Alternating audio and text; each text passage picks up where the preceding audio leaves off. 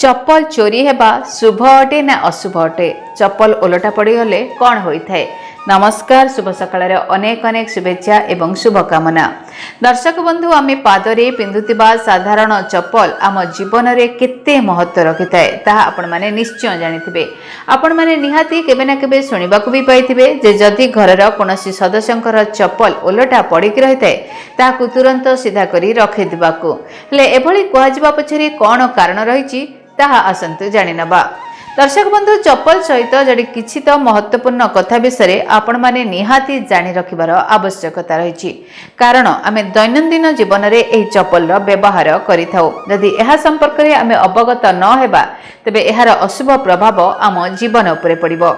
एक रे साधारणतः आपणकर चप्पल जेतेबेले छिड़ी जाए तबे आपण परे ठीक करिदेबे भाबी साइज करी रखिथांती। हेले एहा आपण जानि परंती नाही कि एही छिड़ा चप्पल आपणक घरे झगड़ा हेबार कारण होइथे। दुई रे जोता बा चप्पल को घरर दुआर मुहरे छिड़ा करी रखंतु नहीं। एहा द्वारा घर को सबु नकारात्मक शक्ति प्रवेश करिथे। तीन रे घरर दुआर मुहरे चप्पल ओलटाइबा कथा नुह। एहा द्वारा घरर उन्नति होई न थाए। घरर सीढ़ी तले चप्पल एवं अन्य अलिया जिनिस जमा भी रखिबा कथा नुह। एहा द्वारा घरे अशांति सृष्टि होई थाए।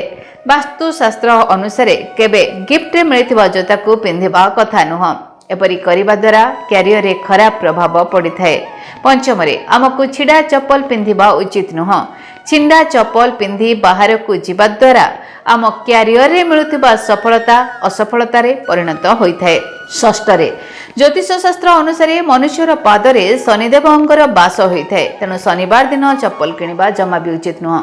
यदि भगवान शनिदेवंकर खराब प्रभाव कहा उपरे पड़िछि तेबे शनिवार दिन शनि मंदिर रे चप्पल छाड़ी आसीबा द्वारा सबु दोष दूर होई थाए।